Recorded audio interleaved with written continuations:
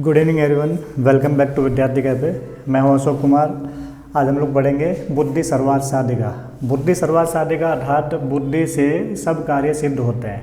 तो चले पाठ के अंदर आगे हम लोग देखेंगे इसका अनुवाद, कहानी क्या है और इसके प्रश्न उत्तर भी हम लोग डिस्कस करेंगे।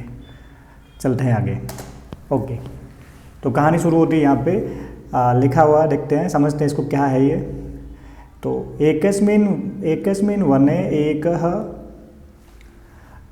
नित्य जलपूर्ण महान सरोवरः अस्ति। एकस्मिन् वने, है ना, एकस्मिन् वने। अब देखो, थोड़ा मैंने आप लोगों को बता रखा है कि आप लोग जो है राम शब्द और कारकों की हेल्प से अनुवाद करने की कोशिश करेंगे, है ना। तो देखते हैं, यहाँ देखो हम लोग देखते हैं विभक्ति कौन सी है पहले तो, कि एकस्मिन् वने। देखो वने में देखो राम शब्द के अनुसार विभक्ति कौन सी है, जैसे रामे है वैसे वने है, ठीक। तो सप्तमी विभक्ति है और सप्तमी विभक्ति का चिन्ह होता है मैं पेपर, ठीक। तो वने का मतलब क्या हो गया, वन में, है ना। वने का मतलब क्या हो गया, वन में। तो एकस्मिन् वने का मतलब क्या हो गया, एक वन में। नित्य जलपूर्ण महान सरोवरः अस्ति। नित्य जलपूर्ण मतलब नित्य यानी कि हमेशा, जलपूर्ण जल से पूर्ण यानी कि हमेशा जल से पूर्ण या जल से भरा रहने वाला महान सरोवरः अस्ति। महान सरोवर मतलब यह हो गया बड़ा तालाब, है ना। सरोवर मतलब सरोवर कह दो चाहे तालाब कह दो, तो बड़ा तालाब, है ना। और अस्ति का मतलब हो गया है। तो क्या मतलब हो गया इसका, कि एक वन में एक हमेशा जल से भरा रहने वाला सरोवर है ना। बड़ा सरोवर है कहने का मतलब। ओके, आगे देखो लिखा हुआ, कदाचित एकम पिपासाकूलम गजयुतम वनांतरात तत्र आगच्छति। तो कह रहा है कदाचित यानी कि कभी, एकम पिपासाकूल, पिपासा का मतलब होता है प्यास, है ना, प्यासा। पिपासाकूलम मतलब हो गया प्यास से व्याकुल, एक प्यास से व्याकुल। गजयुथम, देखो गज का मतलब तो आपको पता है, गज मतलब होता है हाथी, ठीक। अब यहाँ लिखा हुआ है गजयुथम, तो गजयुथम का मतलब हो गया हाथियों का समूह, हाथियों का झुंड कह दो, हाथियों का समूह कह दो, ठीक। तो एक हाथियों का समूह वनांतरात यानी कि वन प्लस अंतरात यानी कि दूसरे वन से, है ना, दूसरे वन से, तत्र आगच्छति वहाँ आता है। तस्मिन् सरोवरे, देखो सरोवरे में फिर से विभक्ति कौन सी है, सप्तमी विभक्ति है। और सप्तमी का चिन्ह आपने डिस्कस किया था अभी, देखो सप्तमी का चिन्ह होता है मैं पेपर। तो क्या मतलब हो गया इसका, तस्मिन् सरोवरे यानी कि उस तालाब में, ते गजा, ते स दो ते, है ना, स मतलब वे, तव मतलब वे दोनों, और ते का मतलब हो गया वे सब। तो ते गजा यानी कि वे सब हाथी स्वेच्छया। अब आपने लता शब्द याद किया, तो लता शब्द की तृतीय विभक्ति होती है लतया, वैसे ही यहाँ पे स्वेच्छया लिखा हुआ है। और तृतीय का चिन्ह क्या होता है, तृतीय का चिन्ह क्या होता है, देखो आगे आगे आपके, है ना, करण कारक होता है तृतीय के अंदर। और तृतीय का चिन्ह क्या होता है, तृतीय का चिन्ह होता है से या के द्वारा, है ना। तो स्वेच्छया का मतलब क्या हो गया, स्वेच्छा से, अपनी इच्छा से, यानी अपनी इच्छा अनुसार। जलम पीत्वा स्नानात्वा क्रीडित्वा च सूर्यास्त समय निर्गच्छति। एक बार इंक क्लियर कर लेते हैं ताकि थोड़ा जल्दी समझ में आए हम लोगों को, ठीक। ओके, देखते हैं। हाँ, तो क्या मतलब हो गया कि तस्मिन् सरोवरे, उस तालाब में, ते गजा यानी वे सब हाथी, स्वेच्छया यानी कि अपनी इच्छा से, जलम पीत्वा, देखो पीत्वा में, स्नात्वा में और क्रीडित्वा में सेम प्रत्यय आया हुआ है, जो पिछले पार्ट में भी मैंने बता रखा है और बीच बीच में मैं बताता रहता हूँ। तो इसमें है कत्वा प्रत्यय, अंत में अगर त्वा दिखाई दे तो कत्वा प्रत्यय होता है। मैं क्यों बता रहा हूँ, ताकि हमको इसका मीनिंग जानने में आसानी हो। कत्वा प्रत्यय का प्रयोग कर या कर के अर्थ में होता है। लास्ट में अगर त्वा दिखाई दे तो कत्वा प्रत्यय है, और इसका प्रयोग कर या कर के अर्थ में होता है। तो पित्वा, स्नानात्वा, क्रीडित्वा, इन सब में कत्वा प्रत्यय। अब देखो पित्वा का मतलब क्या हो गया, पी कर, है ना। और स्नानात्वा मतलब क्या हो गया, स्नान करके, स्नान करके, ठीक। और लास्ट में देखो क्रीडित्वा च, अब च जिसके बाद में होता है उसका अनुवाद उससे पहले करते हैं, यानी कि जलम पीत्वा यानी जल पीकर, स्नानात्वा मतलब स्नान करके, और क्रीडित्वा, अब क्रीड धातु का मतलब होता है खेलना, तो क्रीडित्वा का मतलब क्या हो गया, खेल कर, क्योंकि कत्वा प्रत्यय लगा हुआ है, ठीक। सूर्यास्त समय निर्गच्छन्ति, सूर्यास्त समय का मतलब समझ गए होंगे, सूर्यास्त के समय निर्गच्छन्ति यानी कि वापस जाते हैं, लौट जाते हैं कहने का मतलब, ठीक। तो मीनिंग क्या हो गया इसका सेंटेंस का, तस्मिन् सरोवरे ते गजाः स्वेच्छया जलम पीत्वा स्नात्वा क्रीडित्वा च सूर्यास्त समय निर्गच्छन्ति, यानी कि उस तालाब में वे सब हाथी अपनी इच्छा से जल पीकर स्नान करके और खेलकर सूर्यास्त के समय निर्गच्छन्ति यानी निकल जाते हैं। तस्य च सरोवरस्य तीरे समन्तात् सुकोमल भूमौ बहूनि सशक बिलानि सन्ति। तस्य च सरोवरस्य, अब देखो मैंने बताया था ना, च जिसके बाद होता है उससे पहले अनुवाद, और उस सरोवरस्य यानी कि सरोवरस्य में देखो विभक्ति कौन सी है, रामस्य, षष्ठी विभक्ति है। और षष्ठी का चिन्ह क्या होता है, अभी देखते हैं। षष्ठी का चिन्ह होता है काके की, ठीक, षष्ठी का चिन्ह होता है काके की। तो मतलब क्या हो गया, सरोवरस्य का मतलब हो गया कि भाई तस्य सरोवरस्य, और उस सरोवरस्य तीरे, उस सरोवर के तट पर, देखो तीरे में वही सप्तमी विभक्ति है ना, और सप्तमी का चिन्ह मैं पर होता है। तो उस सरोवर के तट पर समन्तात सुकोमल भूमि यानी कि बहुत ही सुकोमल यानी कि कोमल भूमि में बहुनी सशक बिलानी संति, बहुत सारे, सशक मतलब होता है खरगोश, और बिल मतलब सशक, बिल मतलब बिल, यानी कि बहुत सारे खरगोशों के बिल हैं। येषु जिनमें बहवः सशकाः निवसन्ति, जिसमें बहुत सारे सशक यानी कि खरगोश रहते हैं। यहाँ पे देखो नी उपसर्ग है और वस धातु है, ये आप लोगों को ध्यान रखना। देखो यहाँ पे आगच्छति में आ उपसर्ग है, यानी कि क्रियापदों के साथ में उपसर्ग लगा के अलग अलग अर्थ हमको मिलते हैं, ठीक। तो निवसन्ति मतलब हो गया निवास करते हैं। गजानां परिभ्रमणेन तेषु बिलेषु निवसन्त बहवः सशका सत्विक्षताः भवन्ति, केचन पुनः मृता अपि भवन्ति। यानी कह रहा गजानाम परिभ्रमणेन, देखो गजानाम में और परिभ्रमणेन में पहले विभक्ति देख लेते हैं। देखो नाम या नाम आ जाए तो समझ लेना षष्ठी विभक्ति है, और षष्ठी का चिन्ह अभी हमने देखा था इससे पहले वाले सेंटेंस में काके की होता है, ठीक है, षष्ठी का चिन्ह होता है काके की। और परिभ्रमण है ना, मतलब घूमना, भ्रमण मतलब घूमना, परिभ्रमणेन में देखो तृतीय विभक्ति है, जैसे रामेण होता है, देखो रामेण मिसप्रिंट है, रामेण होता है, ठीक। तो परिभ्रमणेन में तृतीय विभक्ति है, और तृतीय का चिन्ह होता है से, यानी कि क्या मतलब हो गया, षष्ठी का तो हो गया काके की और तृतीय का हो गया से। तो गजानाम परिभ्रमणेन का मतलब हो गया हाथियों के घूमने से। तेसु बिलेसु, देखो पीछे ये सु आ जाए, है ना, ध्यान दो, कुछ छोटी छोटी चीज़ें नोट करोगे तो साथ में विभक्तियाँ डायरेक्ट पकड़ लोगे। सु कोई भी आ जाए, चाहे ये वाला सु हो चाहे ये वाला सु हो, तो समझ लेना सप्तमी विभक्ति का बहुवचन होता है, और सप्तमी विभक्ति का चिन्ह होता है मैं पे पर। अभी हम लोग डिस्कस कर चुके हैं इसको, ठीक है। तो यहाँ पे बिलेसु में सप्तमी विभक्ति है, तो बिल में है ना, बिलो में बहुवचन है ना। तो गजानाम परिभ्रमणेन तेसु बिलेसु निवसंत बहवः सशका, यानी कि हाथियों के घूमने से उन बिलों में निवसंत रहने वाले, रहते हुए, बहवः सशका बहुत सारे खरगोश, शक्त विक्षतः भवन्ति, यानी कि बहुत सारे खरगोश घायल हो जाते हैं। केचन पुनः मृता अपि भवन्ति, और कुछ मर जाते हैं। अतः सशकाः भीता चिंता मग्ना च भवन्ति, इसलिए खरगोश भयभीत हो जाते हैं। भीता मतलब भयभीत, और चिंता मग्न मतलब चिंतित हो जाते हैं। ते दुखम अनुभवन्ति, वे दुख अनुभव करते हैं। स्वरक्षातम च ते उपायम चिंतयति, स्वरक्षातम मतलब अपनी रक्षा के लिए, ते उपायम चिंतयति, वे उपाय सोचते हैं। अब यहाँ देखो एक शब्द आया हुआ है रक्षार्थम, है ना, यानी रक्षार्थम में देखेंगे तो पीछे अर्थम जुड़ा हुआ है ना। अगर किसी शब्द के साथ में अर्थम लग जाए तो उसका मीनिंग जो होगा उसके पीछे के लिए अर्थ जुड़ जाएगा।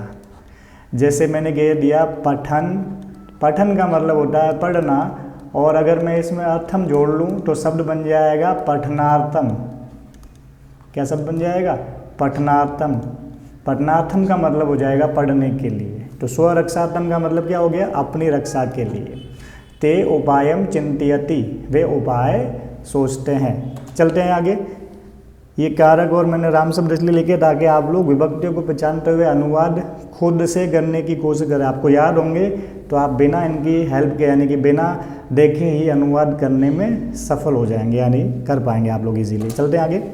ये इस गद्यांश जो हमने पढ़ा था उसके शब्दार्थ है। आप लोगों को प्रत्येक पार्ट में जो शब्दार्थ है उनको लिख लेने हैं और नोट भी करने हैं, याद भी करने हैं।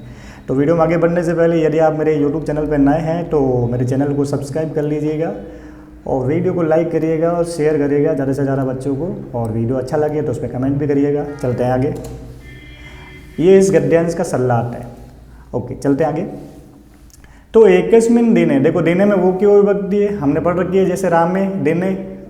ओके, तो दिने का मतलब क्या हो गया, दिन, है ना। सायकाले, एक दिन, सायकाले यानी कि शाम के, शाम को, तेषाम सस का नाम, देखो पीछे नाम आया, अभी बताया था नाम और अणाम आ जाए तो विभक्ति कौन सी होती है, नाम या अणाम आ जाए तो ध्यान रखना षष्ठी विभक्ति का बहुवचन होता है। कौन सी विभक्ति का बहुवचन होता है, षष्ठी विभक्ति का। ठीक है, तो यहाँ पे सस का नाम में विभक्ति कौन सी हो गई, षष्ठी विभक्ति का बहुवचन हो गया। और षष्ठी का चिन्ह क्या होता है वो भी देख लेते हैं।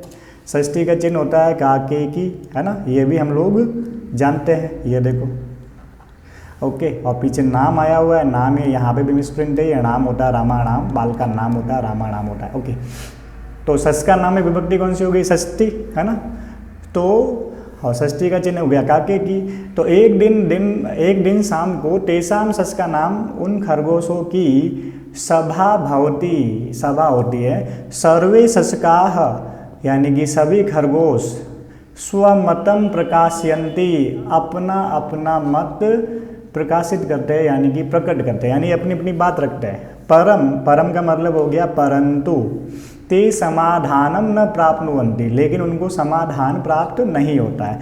अन्ते ससगराजः वदति, अंत में ससगराजः, ससक मतलब खरगोश और राज मतलब राजा, यानी कि ससगराज मतलब हो गया खरगोशों का राजा।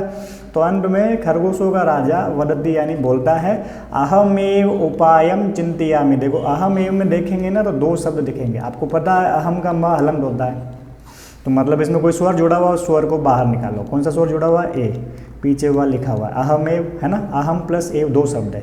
अहम का मतलब मैं और एव का मतलब होता है ही, तो अहम एव का मतलब हो गया मैं ही।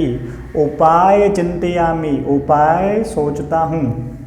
अधुना वयम सर्वे स्वगृहं गच्छाम, अधुना मतलब अब या इस समय, वयम सर्वे, वयम यानी हम, सर्वे यानी सभी, स्वगृहं अपने अपने घर, गच्छामः जाते हैं। अन्यस्मिन् दिवसे, अन्य दिन यानी कि अगले दिन, दिवसे रात्रो सह ससगराजः, रात्रि में वह ससगराज यानी खरगोशों का राजा, यूथाधिपतस्य गजराजस्य समीपम गच्छति। वही यूथाधिपस्य मतलब वही हाथियों का जो समूह था उसका, गजराजस्य यानी कि हाथियों के समूह का जो यूथाधिपस्य मतलब समूह के सरदार, है ना। समूह का जो सरदार था गजराज यानी कि जो हाथियों का राजा था, उसके पास गच्छति यानी जाता है। सह गजराजम कथयति, गजराजम में देखो अंत में अगर म हलंत आ जाए, मूल शब्द के पीछे म हलंत आ जाए तो द्वितीय विभक्ति होती है। ठीक, अब ऐसा क्यों कह रहा हूँ, ताकि आप छोटी छोटी विभक्तियाँ डायरेक्ट पकड़ सको। अब गड़बड़ क्या होती है पता है, जैसे रामाणाम है, इसमें भी म हलंत दिखाई देता है, और अभी मैंने बोला अंत में म हलंत आ जाए तो द्वितीय विभक्ति होती है। तो बच्चे जो रामाणाम जैसा सब नाम या अणाम आया उसमें भी द्वितीय विभक्ति समझते हैं। तो ध्यान रखना मूल शब्द के पीछे डायरेक्ट म आया हुआ हो। यहाँ देखो मूल शब्द राम था और रामाणाम लिखा हुआ है, ठीक है। तो ये मूल शब्द जो है रामान थोड़ी है, मूल शब्द तो राम है। तो मूल शब्द के पीछे नाम या अणाम आए जो षष्ठी का बहुवचन होता है, और अगर डायरेक्ट म आया हुआ हो या लास्ट शब्द के ऊपर अनुस्वार लगा हुआ हो तो द्वितीय विभक्ति का एक वचन होता है। और जब द्वितीय विभक्ति है गजराजम में देखो अनुस्वार लगा है ना ऊपर यहाँ पे, तो द्वितीय विभक्ति होगी। और द्वितीय विभक्ति का चिन्ह क्या होता है, को। गजराज मतलब होता है हाथियों का राजा, तो सह यानी वह, गजराजम यानी कि हाथियों के राजा को, कथयति कहता है, क्या कहता है, हे गजराज यानी कि हे गजराज, एषः सरोवरः, एषः मतलब यह होता है ना, सह मतलब वह, एषः मतलब यह, तो यह सरोवर चंद्रस्य वास स्थानम अस्ति। चंद्रस्य मतलब देख लो षष्ठी विभक्ति है काके की, और षष्ठी के चिन्ह होता है काके की, है ना। चंद्रस्य मतलब चंद्रमा का, वास स्थानम अस्ति मतलब निवास स्थान है, मतलब इसमें चंद्रमा रहता है कहने का मतलब। वयम सस्काः तस्य प्रजा स्मः, वयम सस्का यानी कि हम सभी खरगोश, तस्य प्रजा स्म, उसकी प्रजा है। अतएव सह शशांक इति नामना प्रसिद्ध, इसीलिए वह शशांक नाम से प्रसिद्ध है। शशांक चंद्रमा का पर्यायवाची होता है, चंद्रमा को शशांक भी कहते हैं। तो शशक मतलब खरगोश, शशांक मतलब चंद्रमा। तो खरगोशों का राजा उससे कहता है कि भाई यह जो सरोवर है वो चंद्रमा का निवास स्थान है और हम सभी खरगोश उसकी प्रजा है, चंद्रमा की प्रजा है। अतएव सह शशांक इति नामना प्रसिद्ध, इसलिए वो शशांक नाम से प्रसिद्ध है। यदा शशकाः जीवन्ति, जब खरगोश जीवित हैं, जीवित रहते हैं, तदा एव चंद्रः प्रसन्नः भवति। तो यदा मतलब जब, तो तदा मतलब तब, तभी चंद्रमा प्रसन्न होता है। अब आपको एक चीज़ ध्यान रखनी, कई बार आपको एग्जाम में सेंटेंस दे देगा, जैसे यही सेंटेंस है, यदा शशका जीवन्ति, मान लो यही वाला है, और अगर आपसे एक पूछे कि इसमें अव्यय पद कौन सा है, तो आप लोग ध्यान रखेंगे ये वाला यदा जो है अव्यय पद है। अव्यय के बारे में हम लोग जानते हैं, है ना। इससे पहले वाले पार्ट में हमने देखा था अतिथि देवो भव में सारे अव्यय पदों का प्रयोग हो रखा था। तो अव्यय वे शब्द होते हैं जिसमें परिवर्तन नहीं किया जा सकता, जिनका प्रयोग हमेशा एज इट इज होता है। परिवर्तन कैसे? लिंग के आधार पर उसमें बदलाव नहीं हो सकता, उनका एक वचन, द्विवचन, बहुवचन यानी कि वचन के आधार पर भी बदलाव नहीं किया जा सकता। ठीक, चलते हैं आगे। ये इस गद्यांश के शब्दार्थ है, तो शब्दार्थ आपको लिखने ही है। ओके, ये इस गद्यांश का सरलार्थ है जो हमने डिस्कस किया अभी। चलते हैं आगे। ओके, आगे लिखा हुआ है गजराजः पृच्छति। अब देखो जैसे बोलता है ना कि भाई यह जो है सरोवर चंद्रमा का निवास स्थान है और हम उसकी प्रजा है, ठीक है। तो जब तक खरगोश जिंदा है तो चंद्रमा प्रसन्न होता है।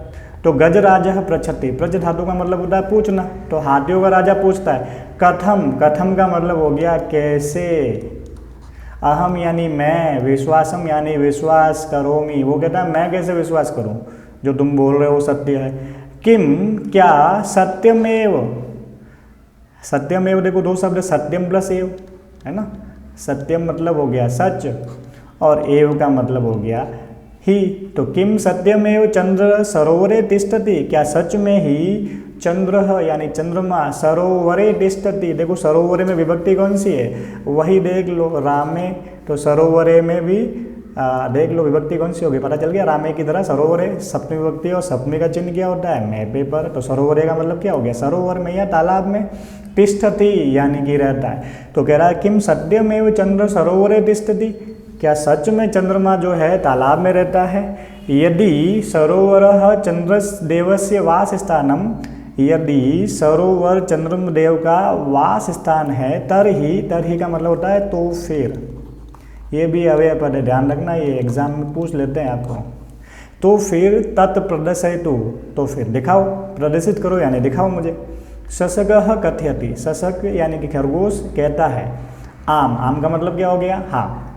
चंद्रस्य दर्शनाय आवाम अधुना एव सरोवरम प्रति चलावह। चंद्रस्य दर्शनाय, देखो चंद्रस्य में षष्ठी विभक्ति है, षष्ठी का चिन्ह काके की, और दर्शनाय में देखो कौन सी विभक्ति है, जैसे रामाय है तो दर्शनाय में षष्ठी चतुर्थी विभक्ति है और चतुर्थी का चिन्ह क्या होता है, के लिए। तो क्या मतलब हो गया, दर्शनाय का मतलब हो गया दर्शन के लिए, है ना। तो चंद्रस्य दर्शनाय का मतलब क्या हो गया, चंद्रमा के दर्शन के लिए। आवाम यानी हम दोनों, अधुना अब, एव यानी ही, सरोवरम प्रति चलावह, प्रति देखो मैंने बता रखा है की ओर होता है ना। इसके साथ साथ बहुत सारे शब्द नोट करवाए थे, आप लोगों ने नोट किए होंगे, पिछली बार ही बताया था। यानी कि अभितः, परितः, सम्या, निक्षा, इन सभी शब्दों के योग में द्वितीय विभक्ति का प्रयोग होता है। तो यहाँ सरोवरम द्वितीय विभक्ति भी है, और प्रति का मतलब होता है की ओर।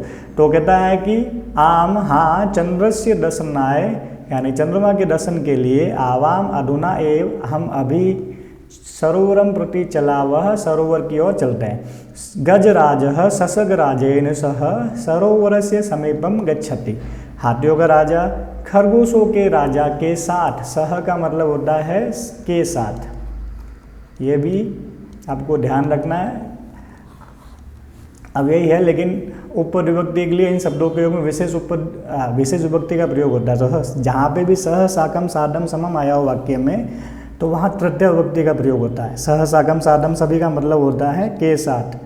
तो तृतीय विभक्ति किसमें लगेगी, जिसके साथ होने की बात कर रहे हैं उसमें तृतीय विभक्ति।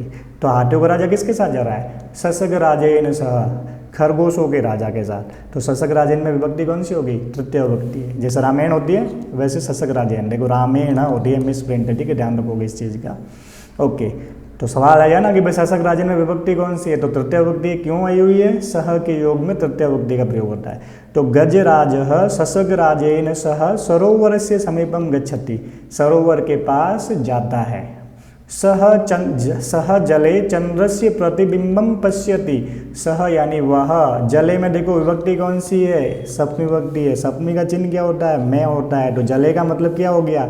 जल में, पानी में। चंद्रस्य प्रतिबिंबम, प्रतिबिंब मतलब परछाई, और चंद्रस्य में देख लो स्या आया हुआ है, षष्ठी विभक्ति है ना, और षष्ठी का चिन्ह काके की। तो चंद्रस्य प्रतिबिंबम मतलब हो गया चंद्रमा की परछाई। पश्यति देखता है। चकितः च भवति और चौंक जाता है। सह भयेन चंद्रम नमति, अब देखो भयेन में विभक्ति कौन सी है? तृतीय विभक्ति है, और तृतीय का चिन्ह क्या होता है? से। तो भयेन का मतलब हो गया भय से। चंद्रम में देखो विभक्ति कौन सी? अभी बताया था, लास्ट वाले शब्द के पीछे अगर म हलंत हो या अनुस्वार हो तो द्वितीय विभक्ति का एक वचन होता है, और द्वितीय का चिन्ह क्या होता है? को। तो चंद्रम का मतलब क्या हो गया? चंद्रमा को। तो सह भयेन, वह भय से, चंद्रम नमति, चंद्रमा को नमन करता है, नमस्कार करता है। ततः सह गजयुतेन सह अन्यत्र गच्छति, उसके बाद वह हाथियों के समूह के साथ अन्यत्र चला जाता है। देखो फिर से देखो, यहाँ स आया हुआ है, सह के योग में तृतीय विभक्ति का प्रयोग होता है। तो गजयुतेन में देखो तृतीय विभक्ति आ रखी है। सह गजयुतः पुनः कदापि तस्य सरोवरस्य समीपम न आगच्छति, वह हाथियों का समूह, सह गजयुत मतलब क्या हो गया? वह हाथियों का समूह पुनः कदापि, फिर कभी भी, तस्य सरोवर से समीपम न आगच्छन्ति, आगच्छन्ति होना चाहिए बहुवचन था, ठीक है, मतलब दोबारा उस सरोवर के पास नहीं आता है। शशकाः तत्र सुखेन तिष्ठन्ति, खरगोश वहाँ आराम से रहते हैं, सुख से रहते हैं। सत्यम एव उक्तम, सत्य ही कहा गया है। बुद्धि सर्वार्थ साधिका, अर्थात बुद्धि से ही सभी कार्य सफल होते हैं, सिद्ध होते हैं। ओके, तो ये इस गद्यांश के आपके शब्दार्थ हैं। तो शब्दार्थ आपको नोट करने हैं, जैसे बाकी वाले ही नोट किए, इन सब शब्दार्थों को लिखना भी है, याद भी करना है। Okay, let's move on. ये इस गद्यांश का अनुवाद है। ओके, अब इस पार्ट के थोड़े प्रश्न उत्तर देख लेते हैं। ओके, तो मैंने कोशिश की है कि आपको गद्यांश में से ढूंढने का अभ्यास हो। तो एक बार देखते क्या लिखा हुआ है। पाठस्य आधारेण अधोलिखिता नाम प्रश्नानाम उत्तराणि एक पदेन लिखन्तु।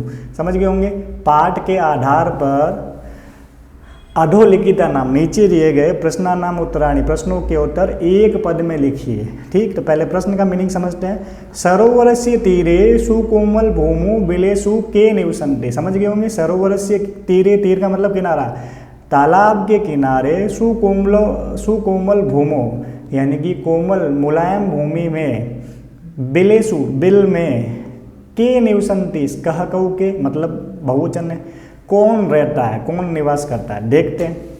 अब देखो ये गद्यांश मैंने आपके हेल्प के लिए लिया है कि आप इसमें से ढूंढना सीखे प्रश्नों के उत्तर, क्योंकि एग्जाम में आपको पढ़ के उत्तर भी देने होते हैं। तो प्रश्न समझ गए।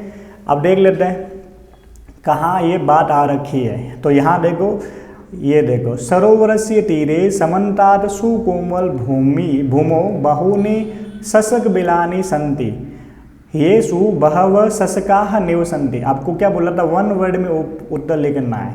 तो कह कऊ के बहुवचन है, मतलब वन वर्ड में आपका उत्तर क्या हो गया? शशका। कौन रहते थे? खरगोश रहते थे। वन वर्ड में उत्तर आ गया होगा आपका। क्लियर? तो ऐसे ढूंढ के लिखना है, ढूंढोगे तो मिलेगा आपको। आगे देखो क्या लिखा हुआ है। केशाम परिभ्रमणेन, यानी कि किनके घूमने के कारण, शशकाः सत्विक्षता मृता च भवन्ति, किनके घूमने के कारण जो खरगोश थे वो घायल हो गए और मर गए थे। आप ध्यान देना, जनरली हमारा उत्तर जो प्रश्न सूचक शब्द होता है उसी में होता है। देखो, कह कऊ के किम शब्द की प्रथमा विभक्ति, अगर आप लोगों ने मेरा जो प्रश्न निर्माण वाला वीडियो नहीं देखा और उसको देखिएगा, तो प्रथमा विभक्ति में पुल्लिंग का बहुवचन है ना, और इसका मतलब हो गया कौन।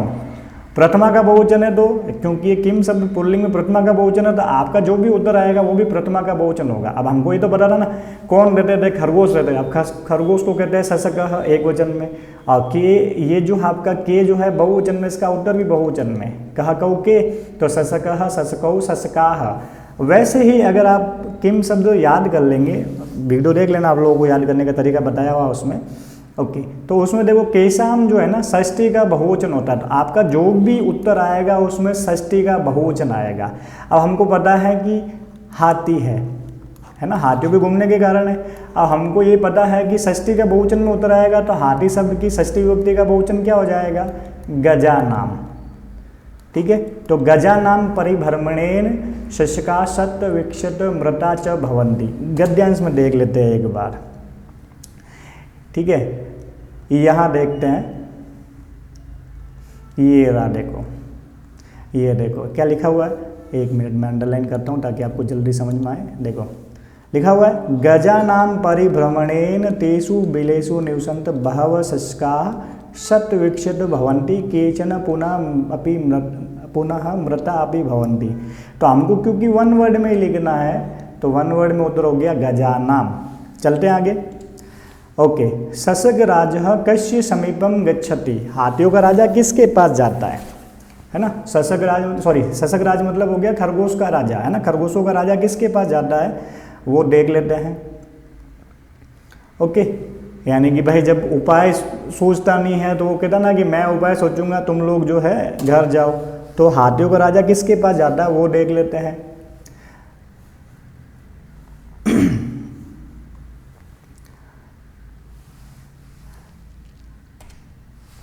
मैं बार बार हाथियों का राजा कह रहा हूँ, सॉरी, ये जो है खरगोशों का राजा है।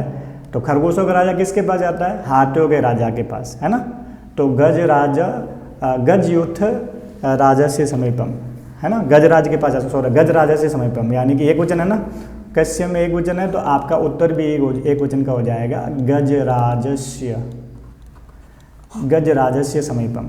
ओके, के स्वमतं प्रकाशयन्ति। कौन अपना मत प्रस्तुत करता है, तो उनकी सभा जो होती है उसमें खरगोश अपना अपना मत देते हैं। तो आपको देखो पहले वाले प्रश्न में मैंने बताया था ये के जो है प्रथमा विभक्ति का बहुवचन है। अब हमको पता है कि खरगोश अपना मत प्रकाशित करते हैं, तो खरगोश है तो खरगोश को क्या कहते हैं, सशकः।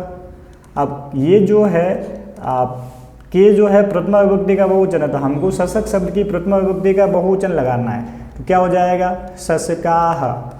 वैसे उत्तर आप ढूंढेंगे तो मिल जाएगा, लेकिन मैं आपको डायरेक्ट बता रहा हूँ। अगर आपको प्रश्न समझ में आ गया है तो आप डायरेक्ट भी उत्तर लिख सकते हैं।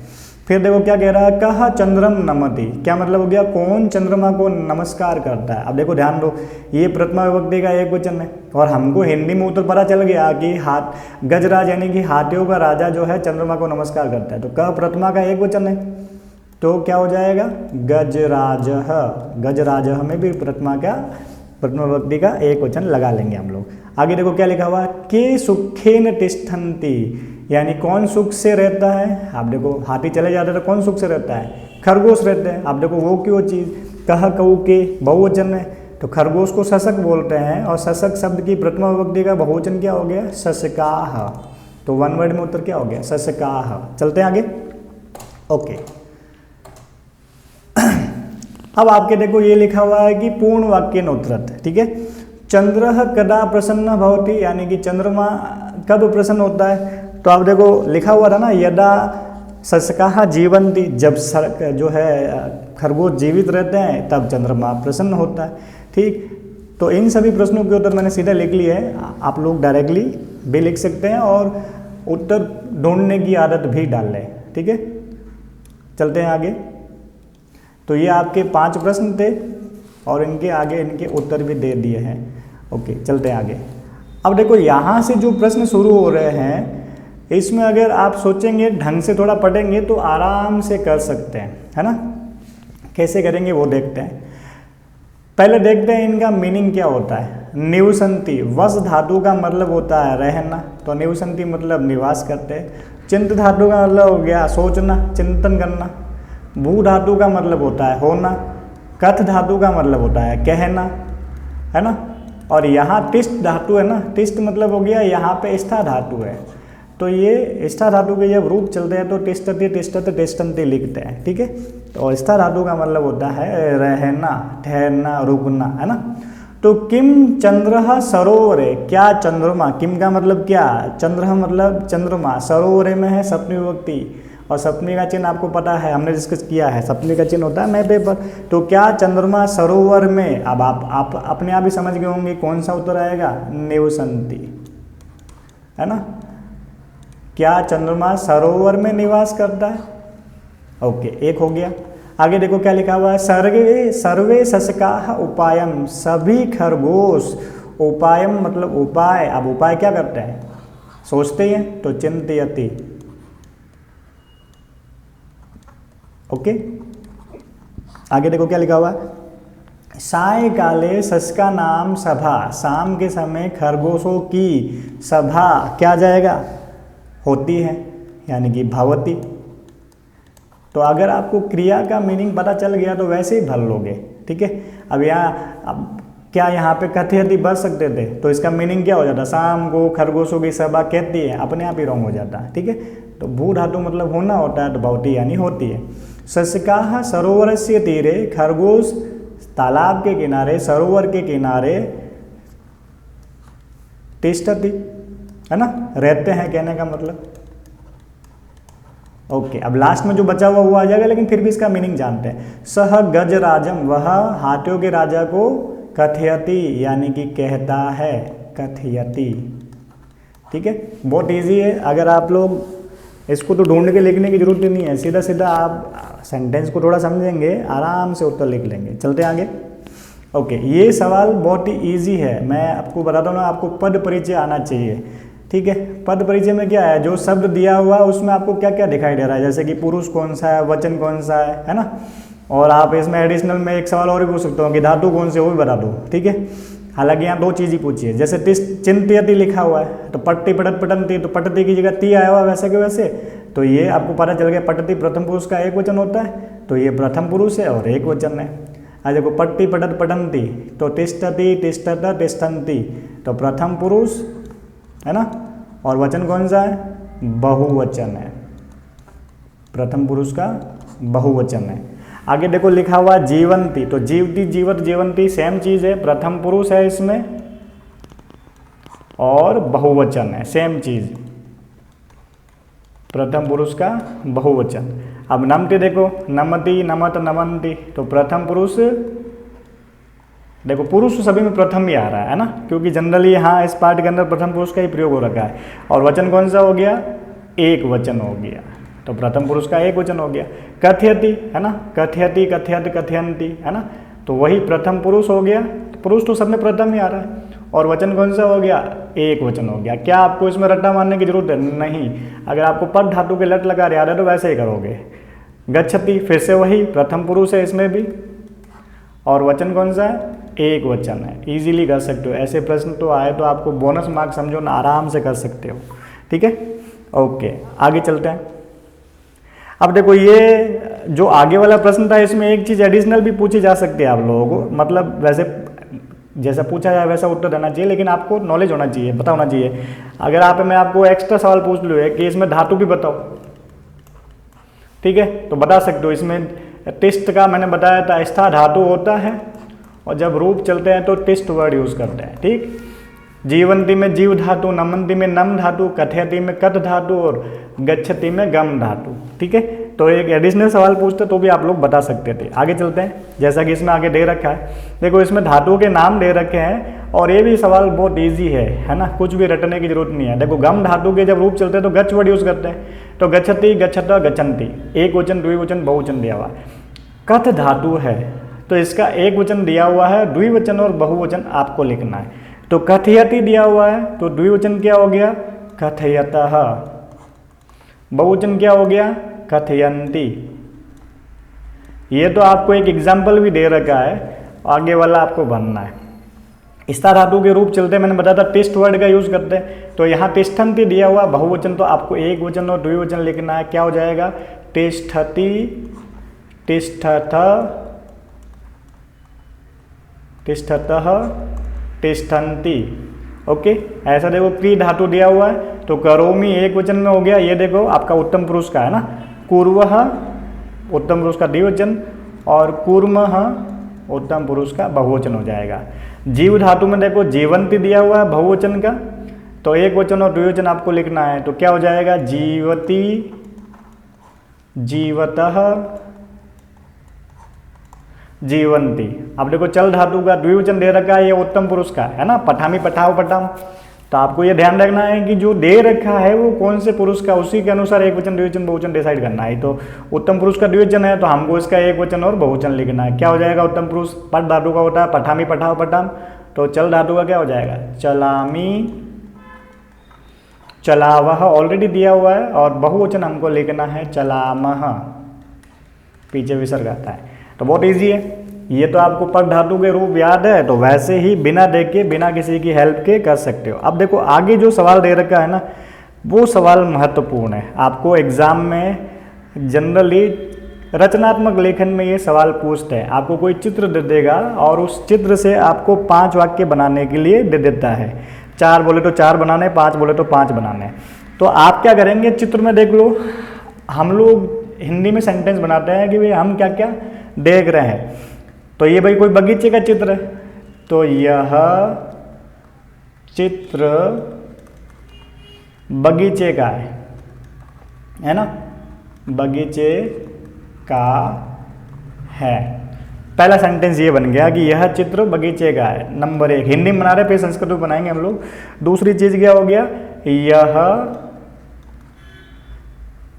पेड़, यह पेड़ सेव के, सेव फल का है ना, शॉर्टकट में थोड़ा लिख लेते हैं, सेव फल का है।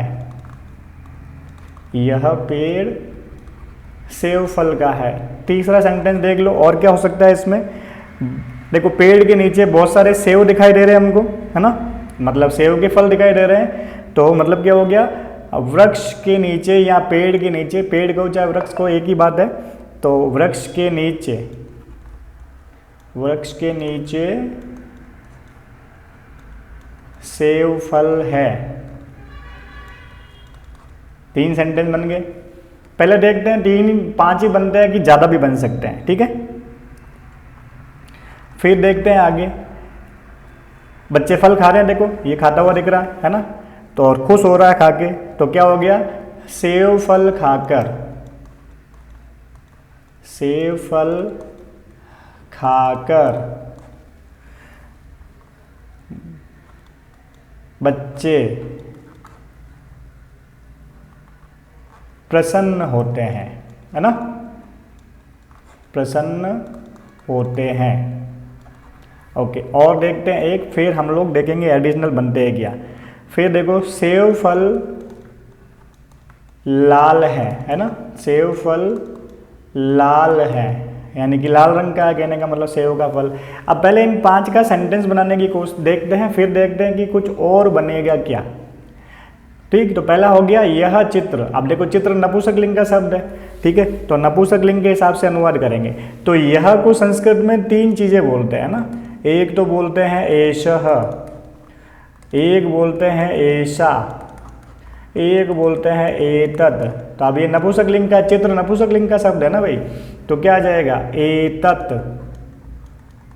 चित्र का क्या हो जाएगा नपुंसकलिंग, अब एक वचन है ना, एक ही चित्र है, तो चित्र शब्द नपुंसकलिंग का है और उसका एक वचन क्या हो जाएगा चित्रम। जैसे फलम फले फलानी, वैसे ही चित्रम चित्रे चित्राणी।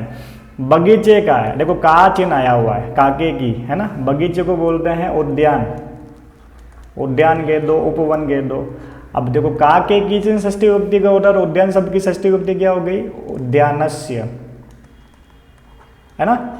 और हैं, तो हैं के लिए मैंने बताया था ना अस्ति इष्ट संति, तो अस्ति आ जाएगा, एक वचन है इसलिए एक सेंटेंस बन गया। तो यह पेड़, देखो वृक्ष जो है पुल्लिंग शब्द है ना, तो यह पेड़ हो जाएगा एषः, पेड़ को कहेंगे वृक्षः। सेव फल का है, तो काके की चिन्ह षष्ठी विभक्ति का होता है, तो सेव फल लिख लेंगे हम लोग पहले, सेव फल, है ना, और षष्ठी विभक्ति क्या हो जाएगी सेव फलस्य, है ना। अभी आप लोगों को ये ऐसे लिखा हुआ समझ नहीं रहा, आगे मैंने इसके सॉल्यूशन टाइप कर रखे हैं, वो भी देखेंगे। हम लोग बनाना सीख रहे हैं कि कैसे कैसे बन सकता है, ठीक, सेव फलस्य एषः एक वचन है तो क्या आ जाएगा, अस्ति। ठीक है, ओके आगे देखते हैं। वृक्ष के नीचे सेव फल है। अब सेव फल देखो बहुत सारे सेव है ना, 2 से ज़्यादा होते ही बहुवचन होता है। तो वृक्ष के नीचे, तो वृक्ष के आया हुआ चिन्ह, तो के चिन्ह कौन सी विभक्ति का होता है, षष्ठी विभक्ति का। षष्ठी का कौन सा वचन लगाएंगे, पेड़ एक ही दिखाई दे रहा है तो एक वचन लगा लेंगे। तो वृक्षस्य, नीचे को बोलते हैं अधः, नीचे को क्या बोलते हैं, अधः। सेव फल है, अब सेव फल बहुत सारे हैं तो सेव फलानी, सेव फलानी। अब सेव फल बहुत सारे हैं तो अस्ति आएगा कि संति आएगा, संति आएगा। ओके आगे देखो, सेव फल खाकर, सेव फल खाकर बच्चे प्रसन्न होते हैं। अब देखो बहुत सारे सेव के फल खा रहे हैं बच्चे, तो क्या हो जाएगा सेव फल के लिए, सेव फलानी, सेव फलानी। खाकर, देखो कर या कर के अर्थ में कत्वा प्रत्यय होता है, खाद धातु का मतलब होता है खाना। जब कत्वा जोड़ लेंगे तो शब्द बनेगा खादित्वा, मतलब खाकर। बच्चे बहुवचन है तो बालकाः, बालकाः। प्रसन्नः बहुवचन है ना तो प्रसन्नाः कर लेंगे, प्रसन्नाः। भवन्ति, अब भवन्ति क्यों किया, क्योंकि बच्चे बहुत सारे हैं, बहुवचन है। ठीक, और लास्ट सेंटेंस क्या लिखा हुआ है, सेव फल लाल होता है। ठीक, तो सेव फल लाल होता है तो सेव फलः, सेव फलम, सेव फलम। दो तरीके से बना सकते हो, पहले मैं एक बना रहा हूं, सेव फलम रक्तः, रक्तवर्णः अस्ति। यानी कि सेव का फल लाल रंग का है, सेव फल लाल रंग का है। और एक सेंटेंस बन सकता है कि सेव फल का रंग लाल होता है। तो ये तो आपके 5 सेंटेंस बन गए। हम लोगों को 5 बनाने की बोले, हमने 5 बनाए। ठीक, क्या हमको कुछ और भी दिखाई दे रहा है, देखो यहाँ एक बंदर दिखाई दे रहा है तो हम लोग कह सकते हैं ना, पेड़ के ऊपर एक बंदर है। एक सेंटेंस बन सकता है ना ये भी, तो पेड़ के ऊपर एक, चलो एक नहीं लिखते हम, खाली बंदर है लिख लेते हैं। पेड़ के ऊपर बंदर है तो क्या हो जाएगा, पेड़ के, काके की चिन्ह षष्ठी विभक्ति का, और षष्ठी विभक्ति हो गई वृक्षस्य। ऊपर को क्या बोलते हैं, ऊपरी।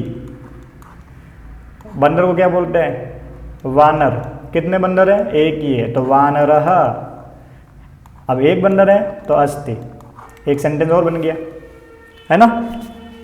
अब आप देखो, नोटिस करो कि ये बंदर जो है सेव फेंक रहा है यहाँ पे, है ना।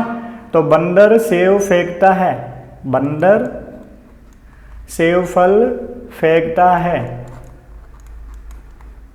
सेव फल फेंकता है। अब ध्यान दो, एक सेंटेंस और बन जाएगा, है ना। तो बंदर को क्या बोलेंगे, वानरः। कौन सा वचन लगाएंगे, एक वचन लगाएंगे। क्यों लगाएंगे, क्योंकि बंदर एक ही दिखाई दे रहा है हमको। ठीक है, वानरः सेव फल फेंक रहा है, देखो एक टाइम में एक ही फेंक रहा है तो सेव फलम हो जाएगा, सेव फलम। और फेंकना को बोलते हैं शिप धातु का मतलब होता है फेंकना, फेंकता है, लट लगा रहे। तो वानरः एक वचन है तो शिप धातु का एक वचन लगाएंगे, शिपति। ओके, यानी कि सेंटेंस हम लोग जितने चाहे उतने बना सकते हैं। ठीक है, तो अभी के लिए आप लोग इतने करिएगा प्रैक्टिस। आगे आने वाले पाठों में हम लोग और चित्र को देख के सेंटेंस कैसे कैसे बना सकते हैं वो भी हम लोग डिस्कस करेंगे। ठीक है, चलते हैं आगे। तो ये इस चित्र से संबंधित, क्योंकि हमको 5 ही सेंटेंस लिखने थे तो ये वो 5 सेंटेंस है जो हमने डिस्कस कर लिए हैं। और इसके अलावा भी मैंने आपको 1-2 एक्स्ट्रा बता दिए है। तो आराम से एग्ज़ाम में अगर आता है तो सोच सोच के 5 सेंटेंस आराम से बना सकते हैं। ठीक है, ओके। ये वाला सवाल बहुत इजी है। अब इसमें क्या दे रखा है कि अधोलिखिता नाम पर्याय पदा नाम मेलम कृत्वा रिक्तस्थानानि पूर्यत, है ना। यानी कि यहाँ कुछ शब्द दे रखे हैं और इनके सामने उनके समानार्थक यानी कि पर्यायवाची शब्द दे रखे हैं। एक मिलान कर लिया, गजह मतलब हाथी होता है और हस्ती का मतलब भी हाथी होता है। तो आपको बाकी वालों का मिलान करना है। तो पदम मतलब पैर होता है, तो चरण का मतलब भी पैर होता है। चंद्रः हमने इस पाठ में पढ़ा है, चंद्रमा का पर्यायवाची क्या होता है? शशांकः। सरोवर, सरोवर मतलब वही तालाब यानी कि जलाशय, है ना। और प्रजा, जनता, आराम से कर सकते हैं। ओके, तो ये आपके इस पाठ के सारे प्रश्नोत्तर और पाठ का हमने अनुवाद भी समझा है। तो आज के लिए बस इतना ही, जल्दी हम लोग मिलेंगे नए वीडियो के साथ। तो आप लोग अगर मेरे चैनल पर नए हैं तो चैनल को सब्सक्राइब जरूर करिएगा और वीडियो को ज़्यादा से ज़्यादा लोगों के साथ शेयर करिएगा, और वीडियो अच्छा लगा हो तो कमेंट करिएगा। धन्यवाद, बाय।